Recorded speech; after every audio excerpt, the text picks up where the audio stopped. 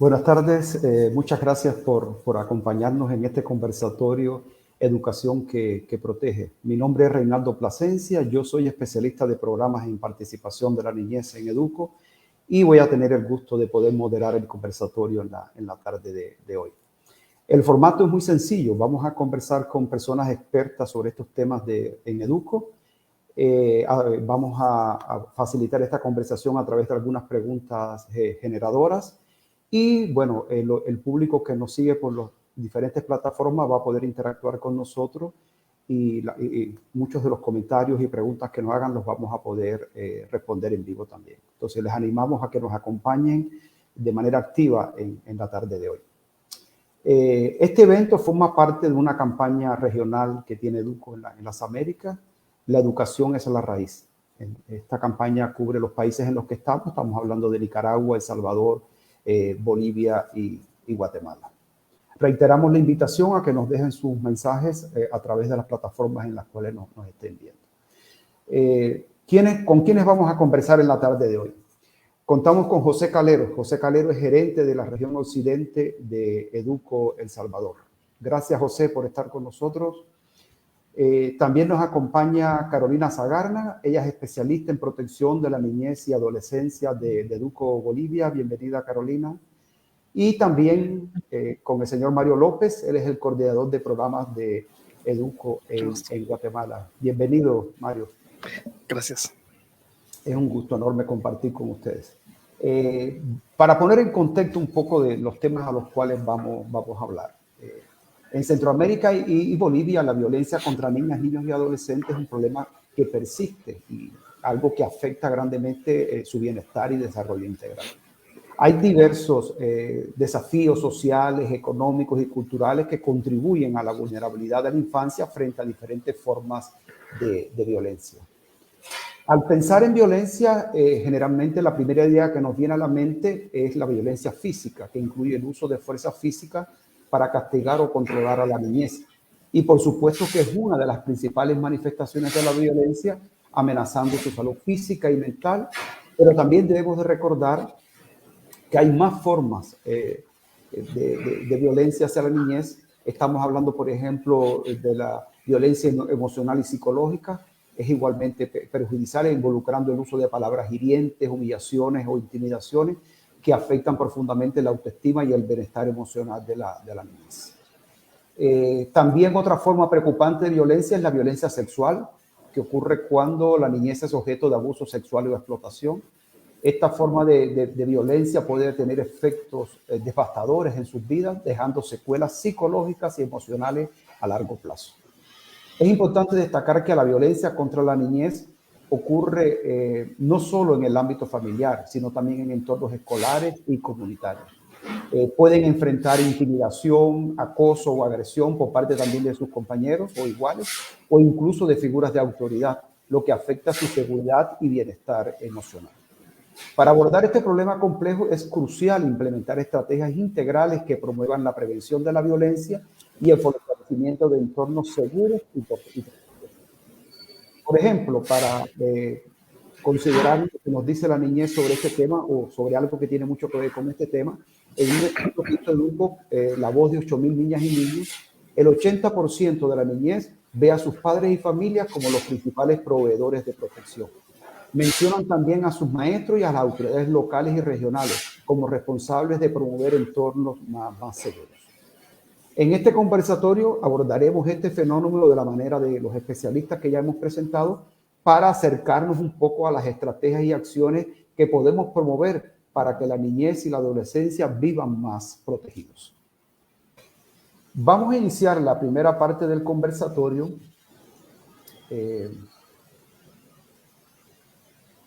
y queremos conversar sobre el rol de la familia para fortalecer la convivencia pacífica y la protección.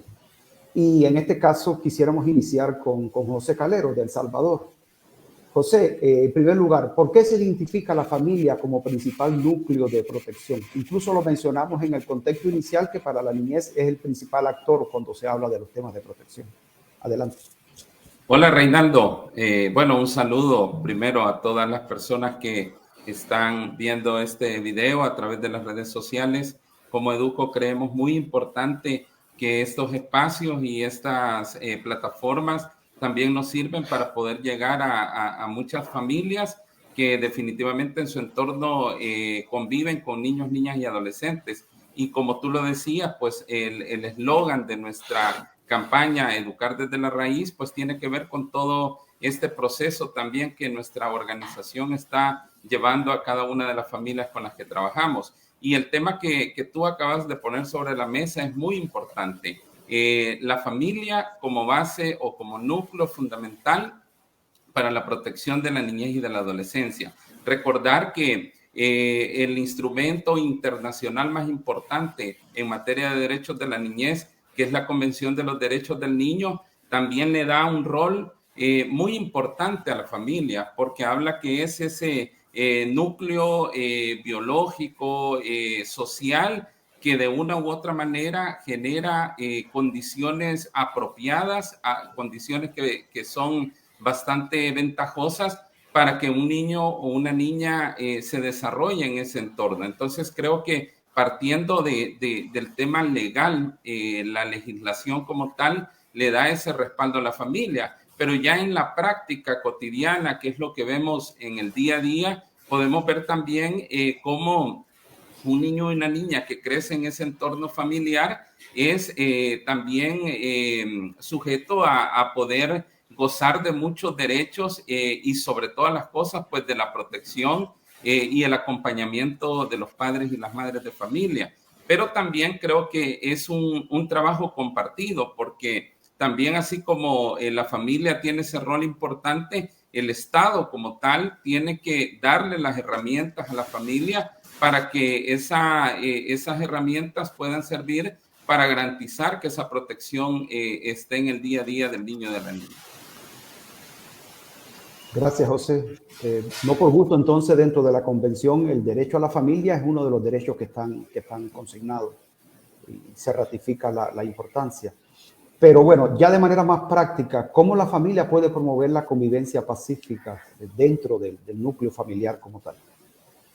Pues yo creo que la familia definitivamente, hablábamos anteriormente de esas herramientas, ¿verdad? Que el Estado debe de proveer, organizaciones como nosotros, ¿verdad? Que trabajamos a nivel de las comunidades, le podemos dar esas herramientas a las familias, como por ejemplo la parte de la convivencia, que la familia le demuestre afecto. Sabemos que culturalmente como que nuestra sociedad muchas veces no se nos enseñó a demostrar el afecto, ¿verdad? Y especialmente en el seno de la familia, porque quizás muchos padres crecieron en entornos un poco complejos, con violencia, etcétera, y eso de una u otra manera limita que también el papá o la mamá le pueda dar ese cariño y ese afecto. Quizás poniéndote, Reinaldo y colegas, un tema que nosotros lo miramos en el día a día de nuestro trabajo en el campo, es por ejemplo cómo los padres, hombres, le dan ese tipo de afecto a los niños y a las niñas. A veces es bien difícil verlo, ¿verdad? Porque hay una cultura que como que cohíbe a los hombres a que podamos mostrar ese afecto. Sin embargo, comentarte que hemos visto en algunos proyectos que desarrollamos en las comunidades cómo padres de familia se están involucrando en las actividades y ellos mismos están hablando de todo ese, digamos, esa buena práctica que se han estado perdiendo durante algún tiempo, ¿verdad? Y que no habían logrado pues hacer esa conexión afectiva con sus hijos e hijas. Entonces, ver a un padre de familia involucrado, por ejemplo, en El Salvador, en el proyecto de los círculos de familia que tenemos con población de primera infancia, realmente te quedas como sorprendido y miras ese trabajo importante de sensibilizar, pero también generar esas herramientas, los mismos juegos, ¿verdad? Tradicionales que a veces en casas pueden ser de gran utilidad y que podemos desarrollarlos pues sin ningún costo y simplemente es dedicar ese espacio. Entonces, creo que ese tipo de herramientas o acciones nos ayudan a generar esa convivencia pacífica y de respeto hacia la niñez y a la adolescencia y hacia nuestros niños y niñas. Y quizás cierro también reflexionando en que cuando esas herramientas no están en el entorno familiar, se vuelve un poco más complicado, porque al menos nosotros acá en El Salvador, cuando hemos revisado o visto las estadísticas de maltrato hacia la niñez y la adolescencia, la mayoría de las cuales se reportan, lastimosamente muchas veces se dan en el seno del hogar y de la familia. Y es porque hay muchas familias que carecen de información y carecen de estas herramientas para desarrollar pues todo el entorno protector desde casa. Gracias, José. Para poner en contexto que no solo las madres, sino también los padres tenemos una gran responsabilidad en esto. Incluso en Latinoamérica generalmente vivimos en familias extendidas, los abuelos y abuelas juegan un rol muy importante en el cuidado, la educación de la niñez. Carolina, ustedes en el contexto boliviano, ¿nos puedes poner algunos ejemplos de cómo en los proyectos, en la cultura boliviana se vive la promoción de la convivencia pacífica en el núcleo familiar? ¿Qué se hace de manera concreta? Claro que sí, Reinaldo. Bueno, en Bolivia nosotros estamos trabajando con los padres y madres de familia, justamente sensibilizando un poco de acuerdo al ciclo de vida de los niños, niñas y adolescentes, ¿no? Con la primera infancia trabajamos muchísimo el tema de la crianza, con amor, con afecto, una crianza positiva y también de dar ciertas herramientas a las mamás y a los papás para que puedan lidiar con situaciones, digamos, emocionales de los niños que son parte, digamos, normal y natural, cómo poner límites, con cariño, cómo compartir y brindar afecto a los niños, niñas y adolescentes. Y en el caso de la primaria, estamos trabajando en todo lo que es el desarrollo de mecanismos de autoprotección y también de comunicación, generar una mayor confianza entre los niños, niñas y adolescentes, niños, niñas en este caso, y sus padres. Y en el caso de los adolescentes que están en el nivel secundario, ya trabajamos otro tipo de habilidades, ¿no? Habilidades para uno comprender la etapa de la adolescencia y también lograr, en este caso, que las familias sean un factor resiliente frente a los cambios que presentan los propios adolescentes, tanto las mujeres como los varones, ¿no? Entonces, hemos estado trabajando en ese sentido con diversos materiales y con buenos resultados, donde existen desafíos, como lo mencionaba José, en este involucramiento de los hombres, y para eso también estamos trabajando en lo que son las masculinidades positivas, logrando que cada vez haya mayor involucramiento de los hombres en la crianza de sus hijos e hijas, ¿no? Gracias, Carolina. Me gustaría regresar con José por esta parte del rol de la familia para fortalecer la convivencia pacífica y la protección. Hemos visto lo que podemos hacer como madres, padres, como familia en general.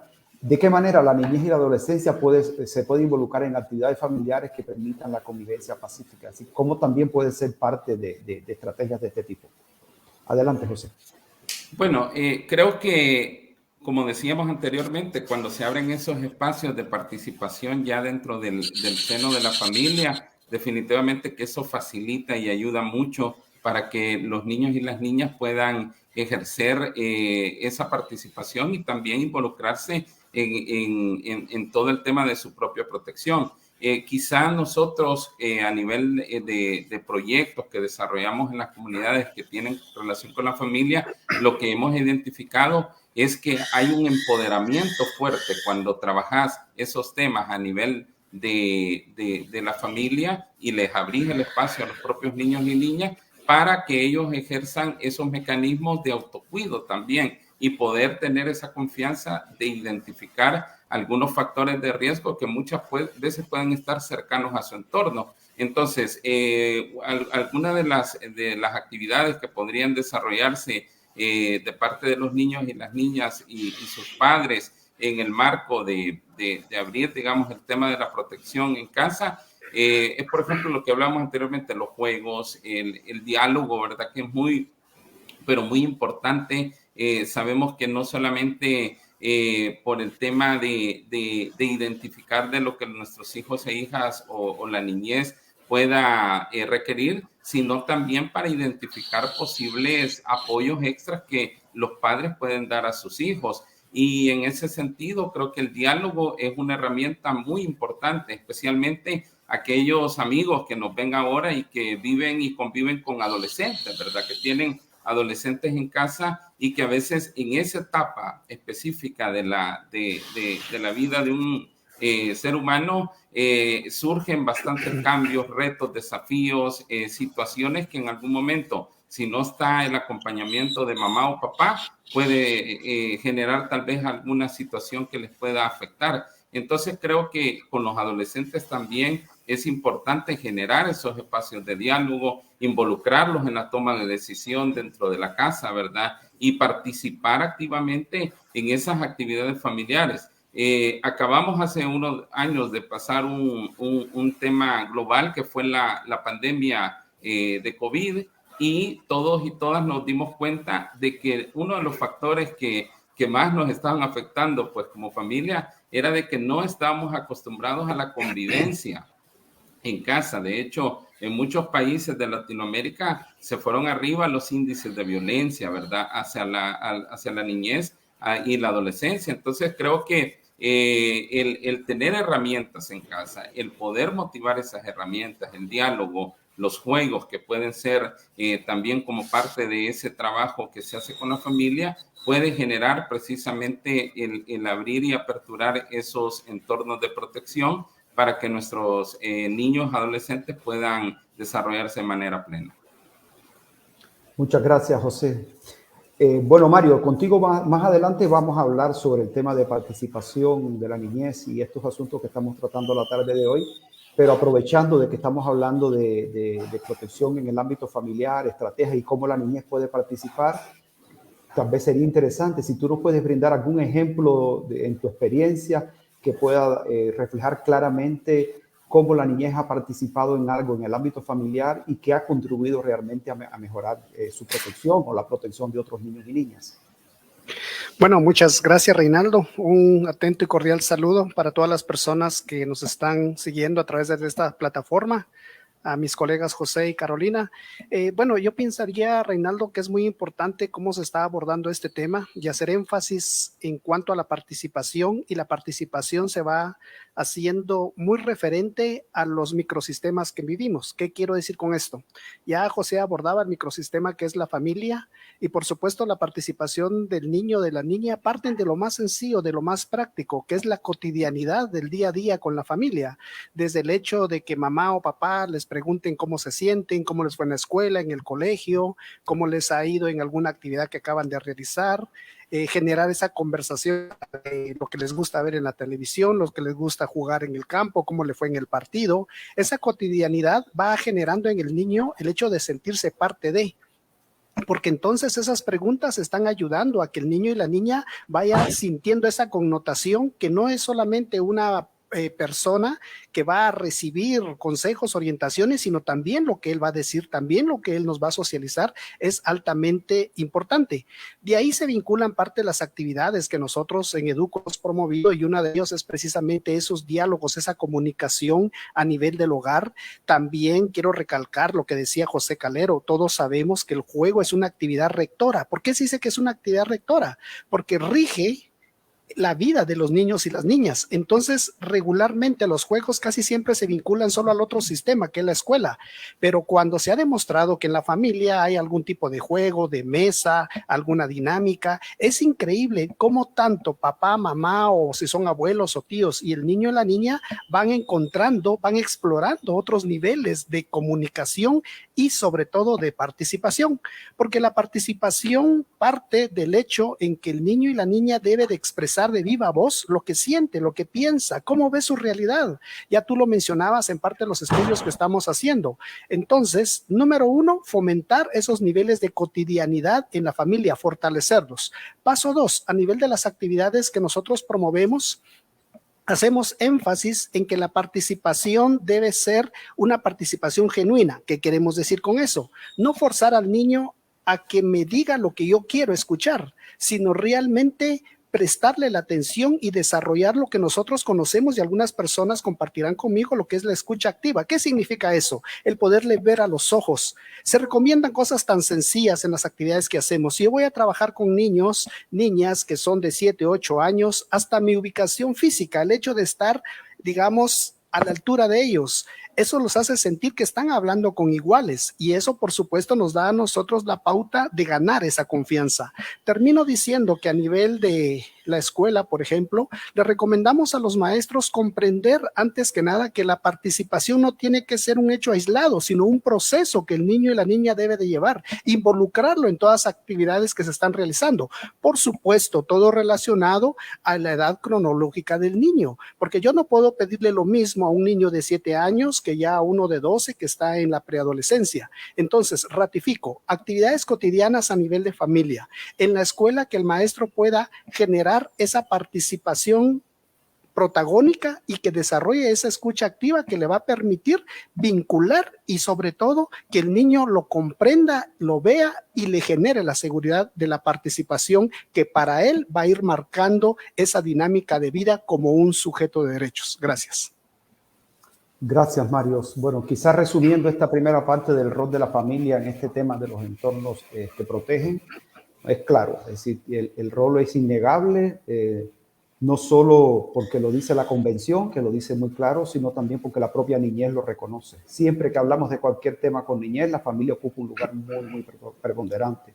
En Educo hay muchos estudios donde se demuestra claramente que niños y niñas que son cuidados, protegidos, atendidos, escuchados en el seno familiar, son capaces incluso de ser exitosos en entornos muy difíciles, muy desafiantes. Entonces, es muy importante ese tema de que la familia realmente sea ese escudo de confianza y de protección para la niñez. Gracias por esta primera parte. Creo que hay tenemos que atender algunos comentarios, preguntas y demás que tenemos a través de las plataformas con las cuales estamos transmitiendo. Entonces, damos gracias a Gustavo Sorinzo Juárez. Bendiciones, estimado licenciado Mario López. Ahí tiene amistades, Mario, que lo están siguiendo. Parece que hay gente con la que usted se ha portado muy bien y que le ha enseñado este tipo de cosas. Gracias, Luis Gustavo. Aminta, gracias. Qué bueno tenerte por acá. Gracias por tu saludo. A José, a Mario, a Carolina de parte de Aminta. Y bueno, estoy seguro gracias. Aminta es una ex compañera de trabajo que donde va, lleva estos temas muy presentes, y independientemente de lo que haga en estos momentos, estoy seguro que está haciendo mucho por la niñez. Wanda nos manda éxitos desde Educo Bolivia. Gracias. Hay muchas cosas bonitas que hemos hecho en Bolivia y mucho que estamos aprendiendo de la niñez boliviana. Tenemos un gran amigo, a Lorenzo Leonelli. Felicidades a los tremendos equipos de Bolivia, Guatemala, Salvador y Bolivia. Lorenzo, aún eres parte de este equipo. Es fundamental trabajar con madres, padres y cuidadoras en la crianza positiva y en la promoción de entornos protectores. También es imprescindible trabajar todo lo que concierne a la promoción de nuevas masculinidades. Gracias, Lorenzo. A Lorenzo, además de haber sido nuestro director en Educo Bolivia y haber apoyado grandemente estos temas, es un gran padre. Estamos entonces, quizás es hora de pasar a la segunda parte. Creo que hemos tenido un inicio muy bonito y alentador. Queremos conversar ahorita entonces sobre buenas prácticas de convivencia pacífica y armónica en entornos escolares o educativos. Nos movemos desde el entorno familiar a la escuela o a los entornos educativos en general. Vamos a hablar sobre todo con Carolina Zagarna de Bolivia. Y antes de entrar en materia, Carolina, creo que sería muy bueno que nos puedas diferenciar qué cosas son entornos escolares y qué cosas son entornos educativos, para que nos ubiquemos bien. Adelante. Claro que sí. Primero, un saludo grande a todos y todas. También a mis compañeros, a ustedes tres. La verdad es que es un placer estar aquí con todos ustedes, recibir esas lindas palabras de personas que conocemos, con las que hemos trabajado, y también de otros que nos están escuchando y que nos siguen en las redes por nuestro trabajo. Agradecida. Bueno, como decías, Reinaldo, estamos entendiendo los espacios escolares como aquellos que están vinculados a la escuela formal en este caso, ¿no?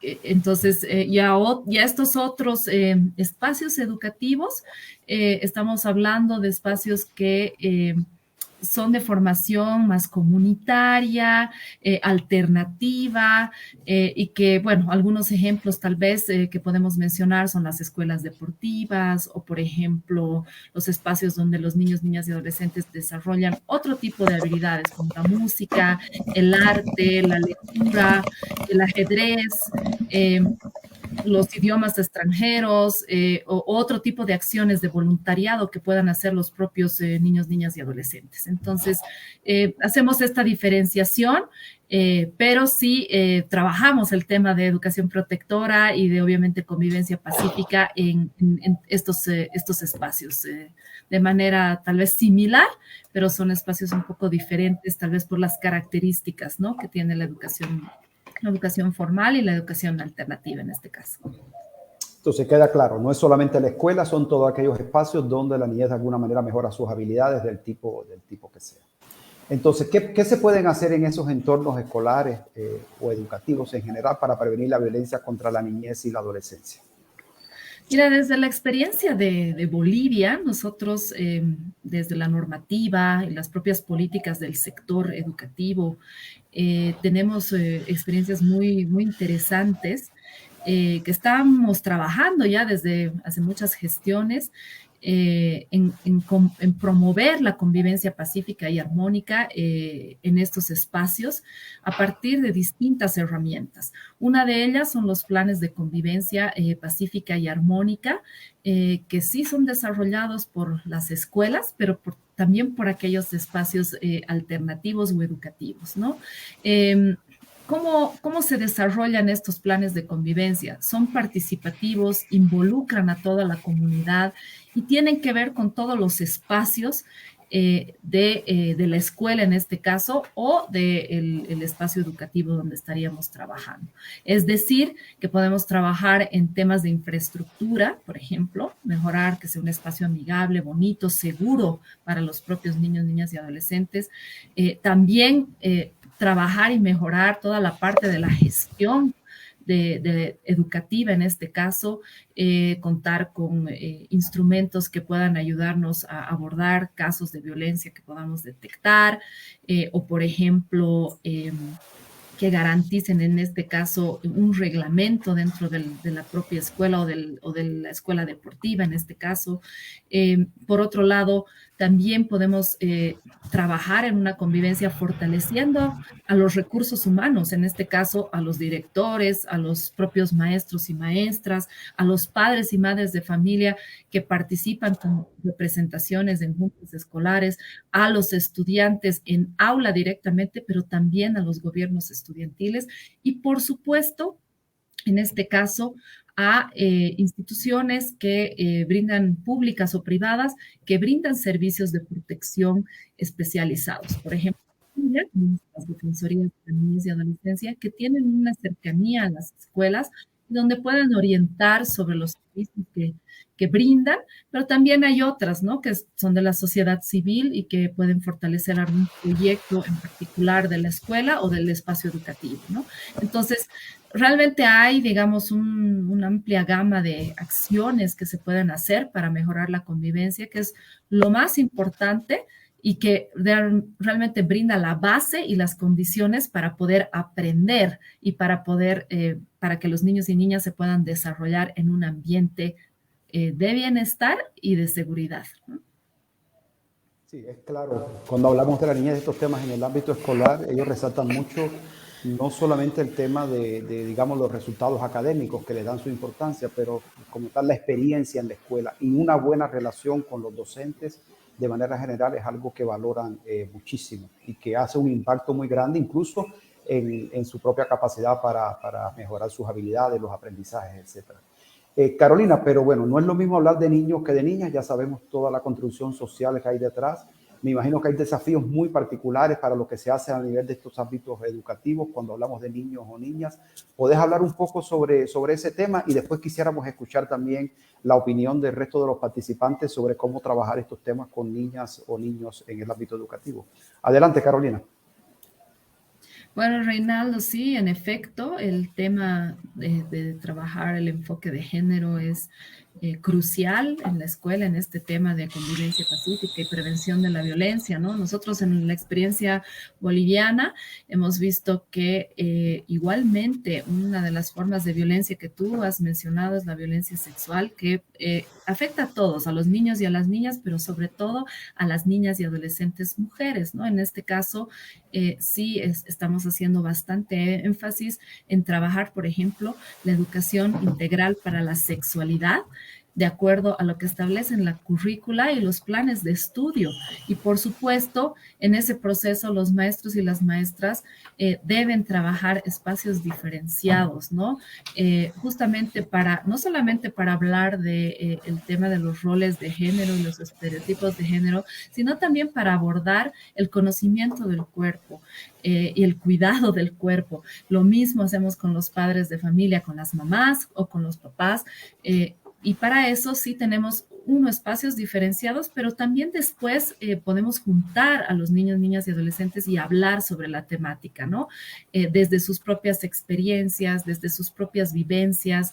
El tema de la cultura patriarcal y su vinculación hacia la violencia es muy fuerte, está normalizado en nuestros países y en ese sentido sí es importante al trabajar y al cuestionar ciertas prácticas que tal vez son de opresión, no solamente para las mujeres, sino también para los hombres, nos generan bastantes desafíos interesantes para guiarlos a otro tipo, transformar las relaciones de manera diferenciada para vivir en una cultura de paz y de buen trato. Entonces, cada uno a partir de su experiencia y de la etapa en el ciclo de vida en la que se encuentra, puede brindar ejemplos concretos y obviamente formas en las que nosotros podemos fortalecer esta protección, trabajar más profundamente en ciertos tipos de violencia y su prevención y poder hacer más fuertes a las comunidades en este caso, ¿no? Gracias, Carolina. José, en el contexto salvadoreño, ¿te gustaría hablar de algo, alguna experiencia o algunos ejemplos concretos de cómo trabajar estos temas de protección, convivencia pacífica en los ámbitos escolares y educativos en general, considerando diferencias entre niños y niñas? Sí, yo creo que es muy importante. Bueno, Carolina daba un panorama así bien interesante de todo el tema de la violencia, especialmente hacia las niñas. Creo que en América Latina tenemos una coincidencia en esas condiciones, ¿verdad? Que afectan directamente, especialmente a las niñas con su entorno educativo y muchas veces su entorno también de su sexualidad. Sabemos que el entorno escolar, por ahí decía un participante de esta plataforma, hablaba y decía que la escuela se vuelve el segundo hogar, literalmente, para la niñez. Entonces, creemos que sí, hay bastante trabajo que realizar y uno, creo, de los principales y de los cuales nosotros acá en El Salvador hemos venido trabajando durante los últimos años, es el tema también de la formación misma a los mismos docentes que están en contacto directo con las niñas y los niños, ¿verdad?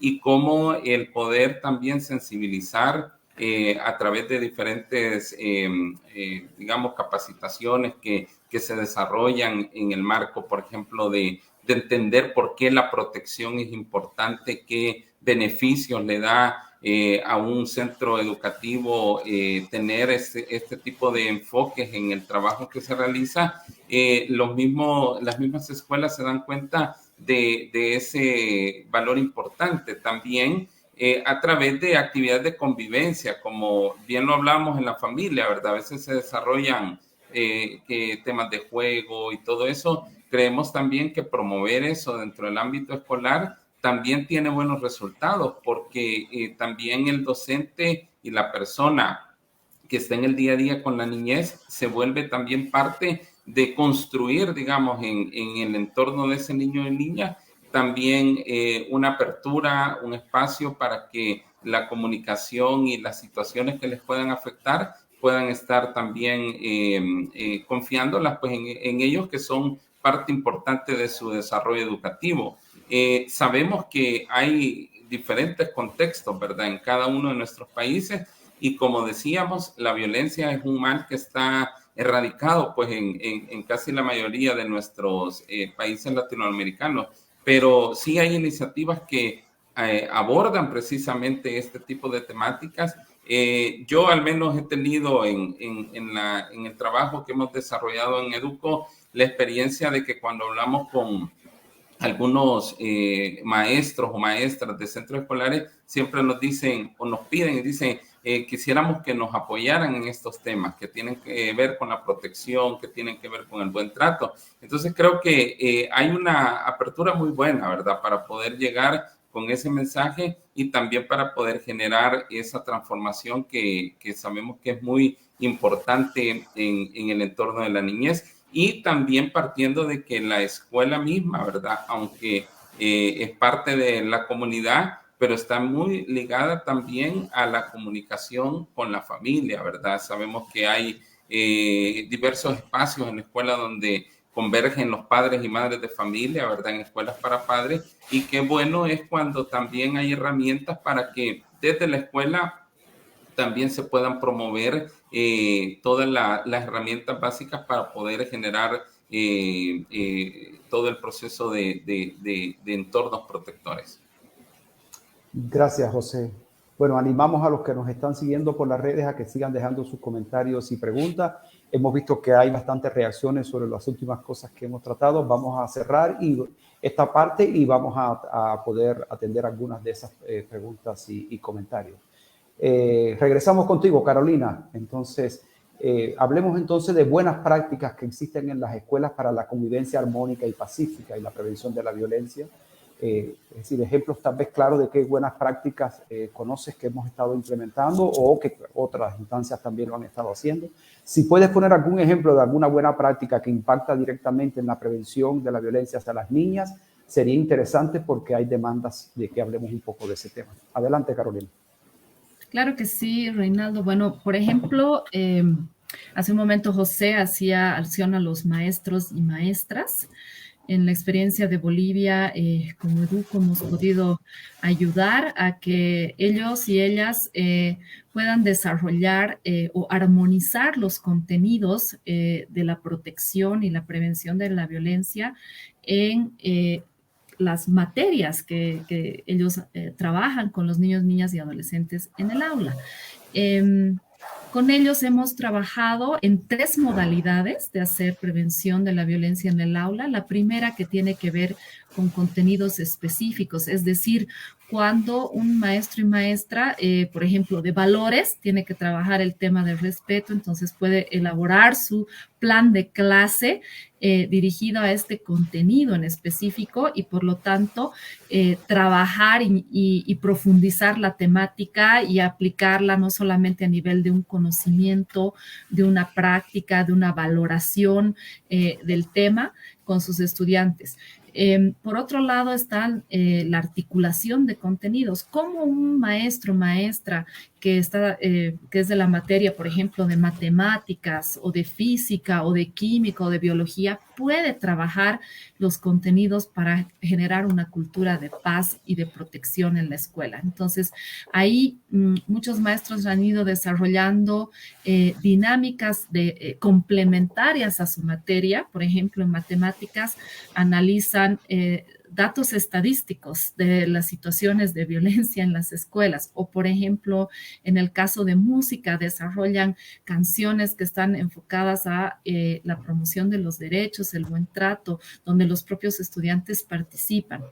Otra de las modalidades también es aquella vinculada a estrategias metodológicas que están enfocadas a desarrollar habilidades para la vida o inteligencias múltiples. En este caso, nosotros hemos trabajado bastante con el tema de títeres y también el teatro, ¿no? A partir de establecer algunos, vamos a decir, en este caso, problemáticas y los niños, en este caso, generan, digamos, una respuesta frente a una situación, digamos, de riesgo o de violencia o de falta de comunicación entre ellos. Entonces, ¿cómo resolverlos a través del uso, digamos, de los títeres, darle una personalidad a su muñeco, que ese muñeco tal vez no necesariamente tenga que hablar de la situación de violencia, pero